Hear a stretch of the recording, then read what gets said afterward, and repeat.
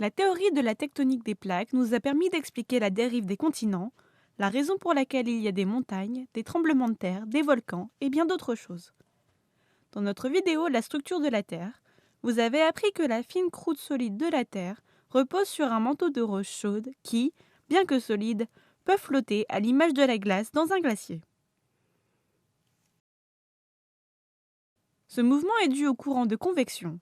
Le manteau plus froid au niveau de la surface est plus dense et donc plonge vers le noyau en fer, poussant ainsi le manteau plus chaud et moins dense vers la surface. La croûte terrestre se déplace lentement sur ces courants de convection.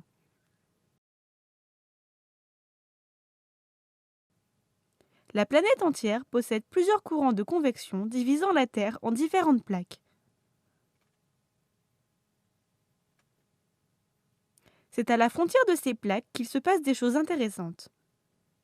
Notez que la forme des plaques n'est pas la même que celle des continents.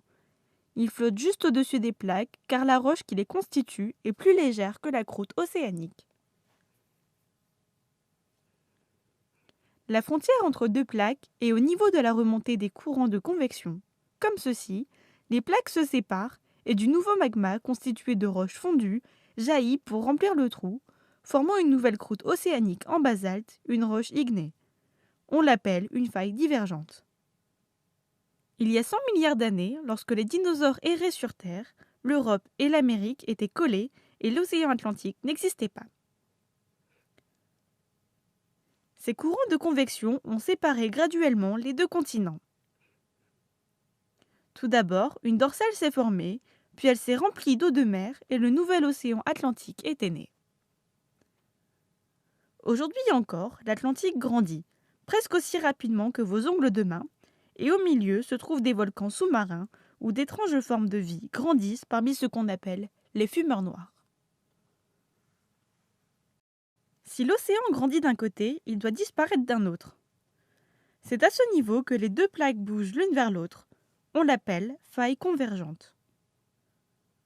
Les roches continentales s'érodent et forment un sédiment au fond de l'océan.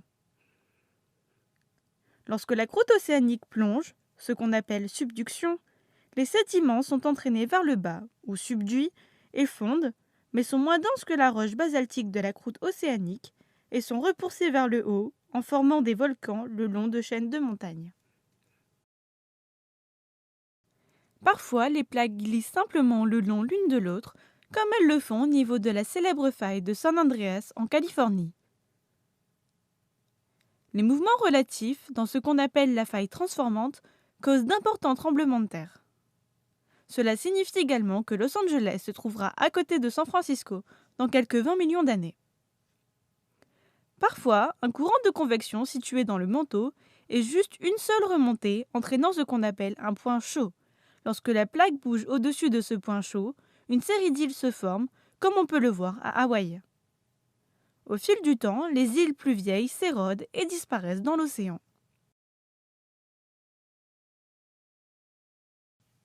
La croûte océanique n'a jamais plus de 100 millions d'années, car elle se construit en permanence au niveau des dorsales et est consumée ou subduite aux failles convergentes. Cependant, la croûte continentale est seulement transportée, divisée et recollée depuis la formation de la Terre il y a 4,5 milliards d'années.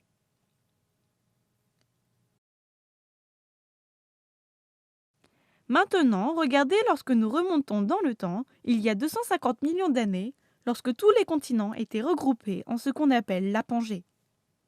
Les mouvements des plaques l'ont cassé. Nous voici alors à 65 millions d'années avant aujourd'hui, lorsque les dinosaures ont disparu, et observez la création de l'océan Atlantique et l'Inde qui s'encastre dans l'Asie. C'est notre monde actuel.